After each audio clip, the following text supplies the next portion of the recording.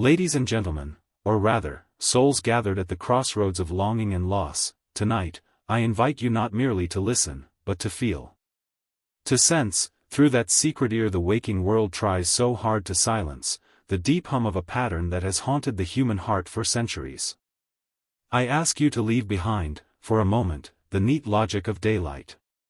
For what we must speak of now lives not in reason, but in the realm of the shadow, where our greatest fears do not shout, but whisper. You, who fear being left. You, whose heartbeat quickens at the thought of absence. You, who love so deeply you would fracture yourself rather than watch another walk away, this is your story, told not as condemnation, but as a mirror. Why is it that the ones who fear abandonment most, the ones whose eyes scan every gesture for signs of departure, seem to find themselves left, again and again? Is it cruel fate? A cosmic punishment? No, it is the unconscious mind, playing out an old myth, repeating a wound so ancient it feels carved into bone. The psyche seeks wholeness. But before it knows how to find it, it dances first with its own division. For what is abandonment but a symbol of a deeper severance? Not from another, but from the self. Somewhere along the crooked path of childhood or heartbreak, there was a moment, a single fracture, a betrayal, a loss, a door that shut while you were still on the threshold, and your soul learned a single truth. Love leaves. People leave. To be loved, I must keep them. And so begins the pattern. The fear of being left becomes the architect of every connection. The ones who fear abandonment most fiercely often hold on the tightest. They give more than they have. They speak less of what hurts, in case it drives another away. They become shapeshifters, psychic contortionists, so desperate not to be left that they abandon themselves first, hoping that, in this sacrifice, love will stay. But love, when smothered, does not grow. It gasps. It recoils. And so, ironically, the ones who fear abandonment invite it, again and again, not consciously, but archetypally. The soul, you see, does not crave endless company, it craves reunion with its own missing pieces. The child who was left seeks not just another to cling to, but the inner parent who will say, "You are enough." Even alone. Until that reunion happens, the old story repeats. Stay with me. I'll be what you want. I'll shrink so you can expand. I'll silence my anger, my longing, my truth, if only you promise not to leave. But the psyche, like nature, abhors imbalance. When too much is given outward, the inner world starves. And so the unconscious conspires, drawing in lovers, friends, even strangers, who will do what you fear most, walk away. Not because they are cruel, but because your soul demands the wound be seen, and finally healed. So tonight, I ask you not to harden your heart in cynicism, nor drown it in more longing, but to begin a descent. A descent into the myth of your fear. For if you wish to be free of the terror of being left, you must first meet the one you abandoned long ago, yourself. In the chapters that follow, we will journey together through the hidden chambers of this fear. The mother who could not stay. The father who shut the door. The partner who loved conditionally. And finally, the self who must be reclaimed. But for now, simply breathe. Feel the weight of your own longing, not as flaw, but as compass. For within every fear of being left lies a call. Come home. Come home to yourself, and you will never be abandoned again. If you wish to understand the fear of abandonment, you must be willing to trace it back, not merely to your last heartbreak, but to the first echo that ever entered your soul. The wound of abandonment is never just about the lover who left, or the friend who disappeared without a word. These are only messengers, mirrors reflecting a fracture far older, far deeper. Ask yourself, gently but honestly, who first taught you that presence was conditional? Was it a mother who smiled when you were good but turned her face when you wept too loudly? A father whose footsteps echoed down the hall but never paused at your door? A family that was there in body but distant in spirit, too distracted, too afraid, too wounded themselves to offer you the unwavering presence you deserved? Somewhere in that silence, your small heart made a vow: I must be better, smaller, quieter, more pleasing, then they will stay. This vow is not a sin.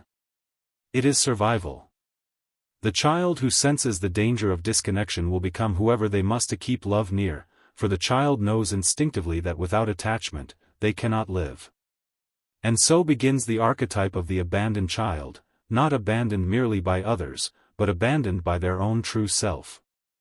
Piece by piece, you learn to exile your anger, your chaos, your need. You buried your voice, your rage, your hunger for unconditional acceptance. You became palatable, digestible, for those whose love was never truly secure to begin with. And yet, the soul remembers what the child tried so hard to forget. It remembers that every compromise of your essence was a tiny self-betrayal. And these betrayals do not vanish. They live in the unconscious like seeds, seeds that bloom into the thorny vines of anxious love. The ones who fear abandonment most intensely become entangled in relationships where the old wound is reenacted. The partner who is hot one day, cold the next. The friend who takes, but never stays to hold you when your mask slips. The lover whose words promise eternity, while their actions vanish at dawn. It is tempting to see these people as villains. But what if they are not? What if they are sacred agents of the psyche, soul contract actors sent to help you see the wound you keep hidden from yourself? Understand this. Until you turn inward, you will continue to attract outward what you fear. The unconscious will summon partners who awaken your deepest terror, not because you deserve pain, but because the pattern must be seen before it can be broken. The ones who leave are not punishing you. They are the mirror in which you see the part of yourself you still abandon daily. The part that wants too much. The part that feels too deeply. The part that says, "Hold me," and trembles when the arms vanish. You are not doomed to repeat this cycle forever. But you are summoned to see it for what it is, an ancient, archetypal story playing out in modern skin. This is not merely psychology, it is myth. The child who was left at the gates of the heart grows into the adult who stands at those same gates, begging strangers to open them. But what if you turned away from the gate? What if you walked into the garden behind it, and found there, waiting patiently in the weeds, the self you abandoned to survive? The next part of our journey will ask you to descend further. To look at the ways you have become the betrayer of your own soul. To see how your fear of abandonment makes you abandon yourself, first, last, always. For the trap is not that others leave. The trap is that you leave yourself behind to stop them, and they still go. So, breathe again. Touch that wound within you, not to reopen it, but to see its shape.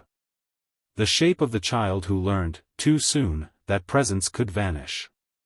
In the next part, we will stand in the dark garden of the soul, and ask what it truly means to stay.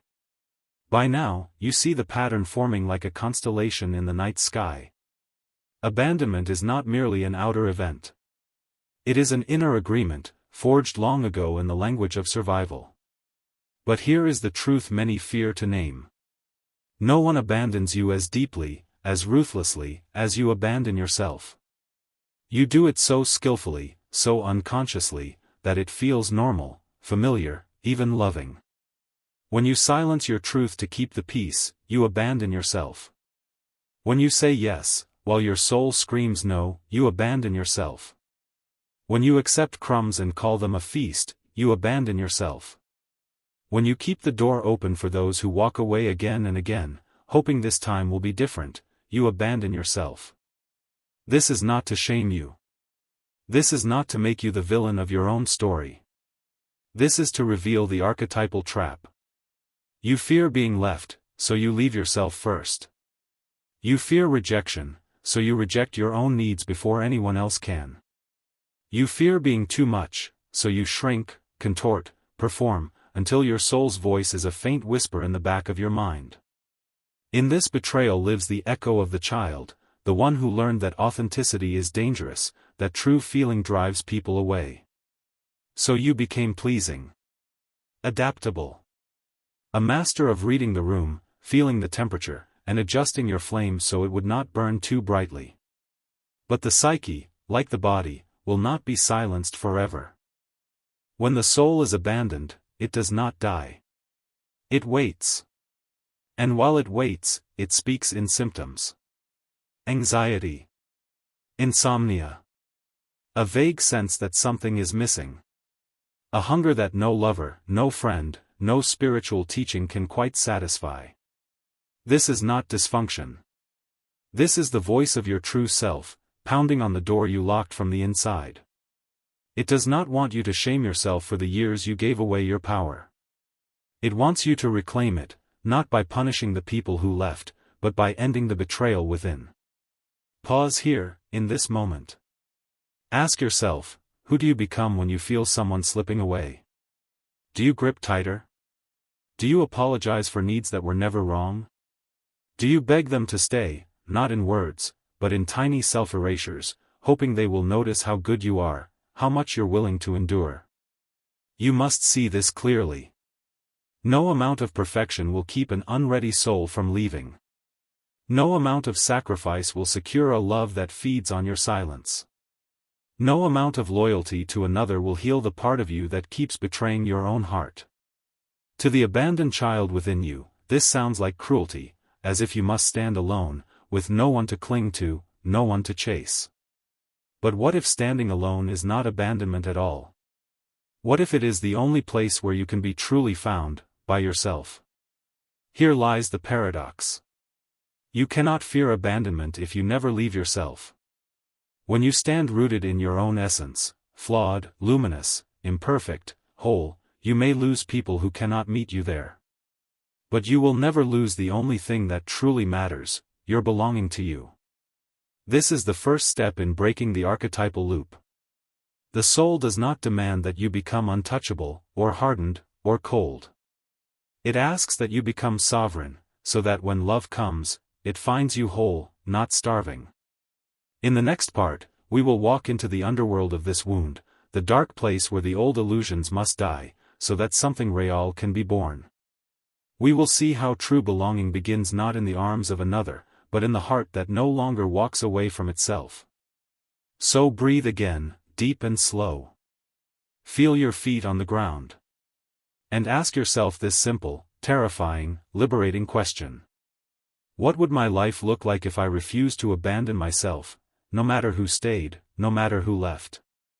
To break free from the fear of abandonment, you must first pass through what the ancients called katabasis, the descent into the underworld.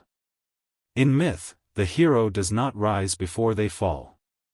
They do not claim the treasure until they stand naked before the dragon that guards it. For you, the dragon is the old story, the belief that you are only worthy of love if you betray yourself for it. And the treasure is the truth you have buried beneath layers of pleasing, performing, and pretending. So let us step into the underworld now, not as punishment, but as initiation.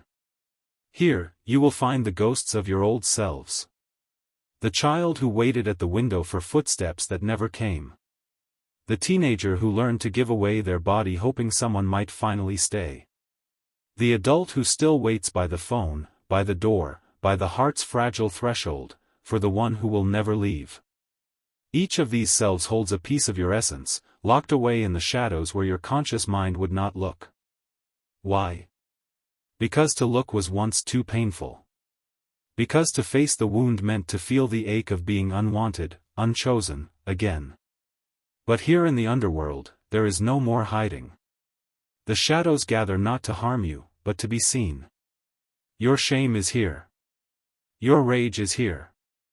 Your grief is here, ancient, unshed, patient. Most people try to skip this descent. They want healing without grieving, wholeness without witnessing the fragments. But the psyche does not work like that. To retrieve what you abandoned, you must sit in the dark and feel. Not think, feel. Let the sorrow flood through you, not to drown you, but to wash you clean. You may rage at the parents who could not stay. You may grieve the partners who mirrored your wound instead of your worth. You may howl at the ancestors who handed down a story of unworthiness like a cursed heirloom. This rage, this sorrow, they are not signs of weakness. They are the soul's revolt against the pattern that has kept you circling the same ache for lifetimes. So let the tears come. Let the voice rise. Let the old illusions crack. In this descent, you do not need to fix anything. You do not need to rescue the ghosts. You need only to witness them, and gather the pieces they guarded for you. This is what the mythmakers knew. Descent is not the end. It is the place where the seed cracks open, in the dark, before it reaches for the light. When you stand in the underworld of your abandonment wound, you see the truth with terrifying clarity. No one is coming to save you from yourself. The mother, the lover, the friend, they may walk with you, but they cannot root you in your own soul. It is you who must stay when the old fear says run. It is you who must hold yourself when the old pain says cling. It is you who must speak your truth when the old story says silence will make them stay. This is the sacred task. To become the guardian you always wished would appear.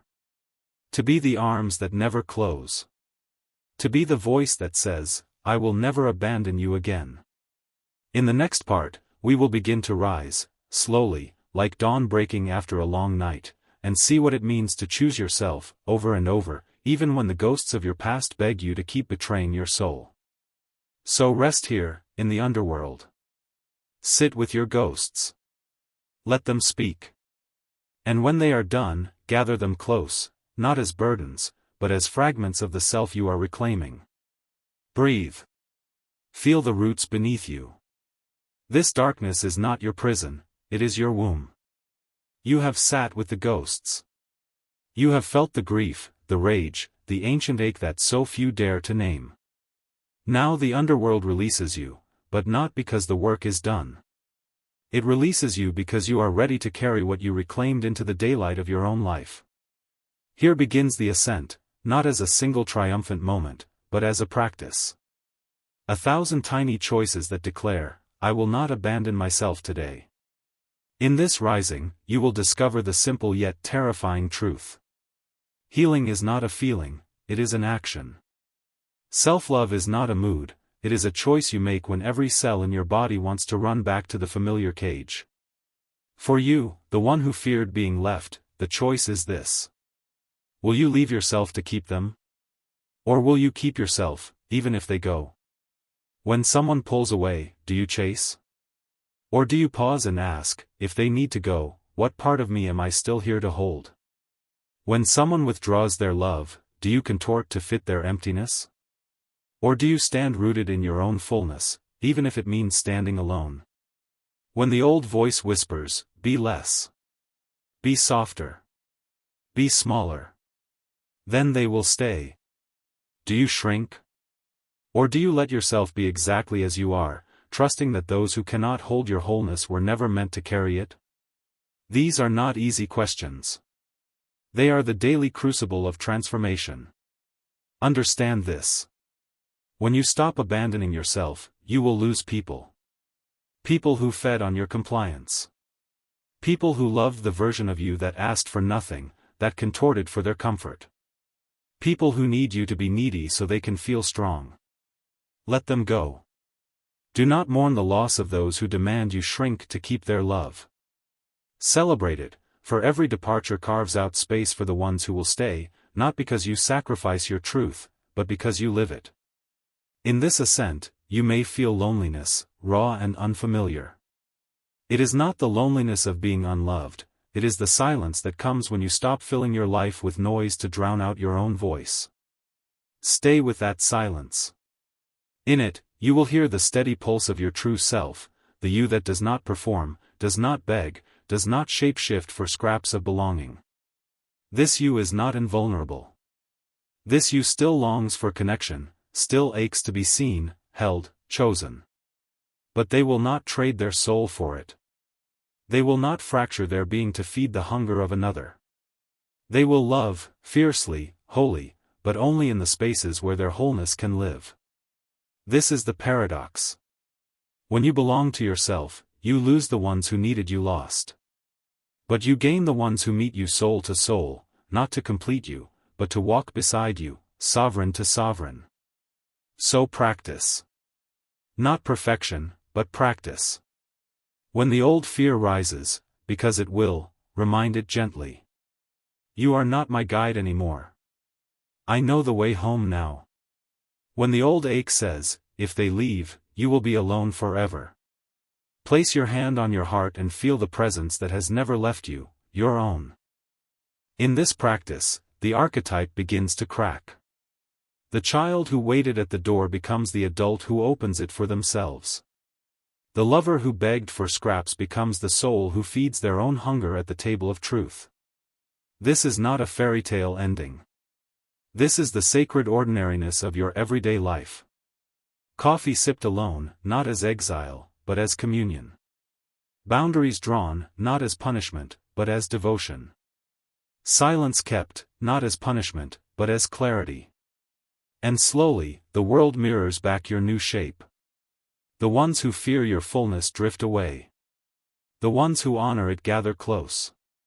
This is how the wound heals, not all at once, but breath by breath, choice by choice. In the final part, we will stand on the threshold of this new life, and speak the vow that ends the old story once and for all. So breathe. Root your feet in the earth of your own becoming. The final turning awaits. You have walked through the shadowed corridors of the wound. You have met the child at the window, the lover at the threshold, the ghost that whispered, "You are too much. You are not enough." And you stayed. For the first time, you stayed. This is how the old story ends, not with someone else staying for you, but with you refusing to leave yourself ever again. Understand. The fear of abandonment loses its grip when you see that there is nowhere to go, nowhere to hide. You are the presence you have searched for in every fleeting promise, every lover's arms, every friend's loyalty that turned cold when your truth grew inconvenient. It is not that the world will never fail you again. It will. People will still walk away. They will still misunderstand you. They will still choose their fear over your depth. But now, their departure is not your undoing, because you are no longer undone within. This is the vow. I will not abandon myself to be loved by you. I will not trade my voice for your comfort. I will not shrink my truth to hold your approval like a trophy. I will not betray my boundaries so you stay near. Let the world think you have become selfish. Let them call you cold, difficult, too much, too full of yourself. They do not know the cost you paid for belonging that was never truly yours.